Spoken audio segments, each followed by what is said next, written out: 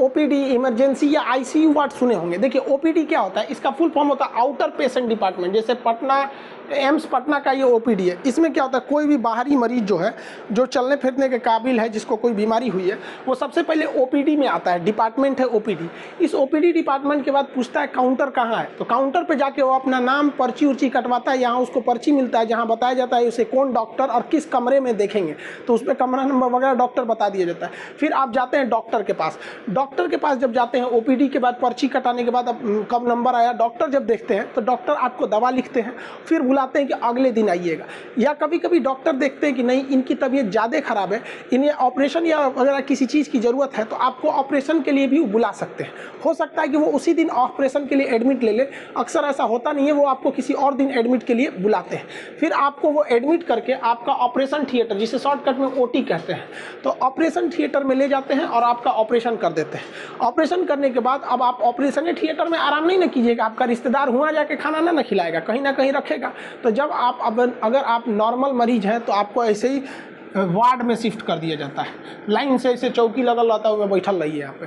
और अमीर आदमी है तो आपको एक रूम दे दिया जाता है, और नॉर्मल है तो ऐसे वार्ड में रख दिया जाता है। इस वार्ड में डॉक्टर कभी कभार 3-4 घंटा पे आ जाता है, क्योंकि जो सीरियस मरीज नहीं रहते हैं उन्हीं को ओपीडी में ले जाया जाता है, नॉर्मल वालों को लिए। तो जिनका ऑपरेशन है वही ऑपरेशन थिएटर और वार्ड में जाते हैं, और नहीं जिनका ऑपरेशन नहीं होना है, नॉर्मल दिखाना है, किसी को ब्रेन दिखाना है, आँख दिखाना है, ये अगर ऑपरेशन नहीं है तो ओपीडी में जाइए, पर्ची कटाइए, डॉक्टर से मिलिए, दवाई लिख के जाइए, कब खाना है खा के आइए। लेकिन एक होता है इमरजेंसी डिपार्टमेंट। इमरजेंसी में कोई खुद नहीं जा पाता है, कोई दूसरा आदमी ले जाता है। मान के चलिए भयानक एक्सीडेंट हो गया, कोई गोली मार दिया, कोरोना का एकदम सीरियस मरीज हो गया, तो इस सब में इमरजेंसी होता है।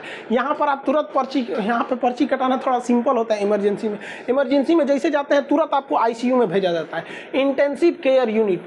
आपकी गहन जांच होगी। आईसीयू में जब आप रहिएगा ना, तो एनी टाइम वहाँ डॉक्टर और नर्स रहते हैं, जबकि वहीं ओपीडी के वार्ड में रहिएगा तो आपको एनी टाइम यहाँ डॉक्टर नर्स नहीं मिलेंगे, क्योंकि यहाँ नॉर्मल मरीजों को रखा जाता है, बहुत सीरियस नहीं रहते हैं। लेकिन वहीं अगर आईसीयू में रहेगा तो इंटेंसिव केयर यूनिट 24/7, मतलब 24 घंटा आपके पास कोई ना कोई निगरानी रहेगा। इसमें ये बहुत ज़्यादा होता है। अगर इसमें तबीयत अगर आपकी बिगड़ती है, मान के चलिए एक्सीडेंट हुआ या कुछ हो गया है, अचानक तबीयत बिगड़ती है, तो डॉक्टर आपको देखने के लिए आते हैं।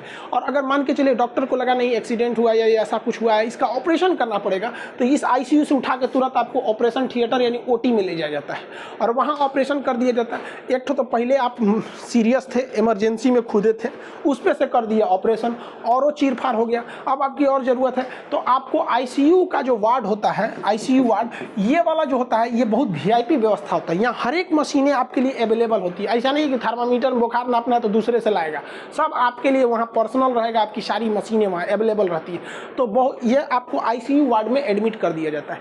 जब आपकी तबीयत ठीक ठाक होने लगती है, सही हो जाता है, तो आईसीयू वार्ड से उठा के आपको जनरल वार्ड में भेज दिया जाता है, जो नॉर्मल मरीजों के लिए रखा गया। इसके बाद आपको घर भेज दिया जाता है। आई होप कि आप इन सारी चीज़ों को समझे होंगे, लेकिन हम भगवान से यही दुआ करते हैं कि आप में से किसी को भी इन सब चीज़ों को देखने की नौबत ना आए।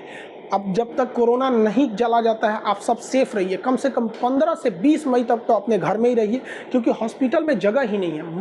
डॉक्टर परेशान है, इतने मरीज हैं कि वो सबका ख्याल नहीं रख पाते हैं लोग। डॉक्टर भी एक इंसान होते हैं, वो भी झिझला जा रहे हैं वहाँ पे, इतने मरीज हो गए और जगह नहीं है। पर डे 4 लाख मरीज मिलना, सिस्टम चरमरा जाता है। हॉस्पिटल इतना नहीं है भारत में, इसलिए जहाँ हैं सेफ रहिए, सुरक्षित रहें। हम बहुत जल्दी इस कोरोना को जंग जीतेंगे, लेकिन ऐसा ना हो कि इस कोरोना की जंग जीतते जीतते हम अपने बहुत सारे साथी खो दें।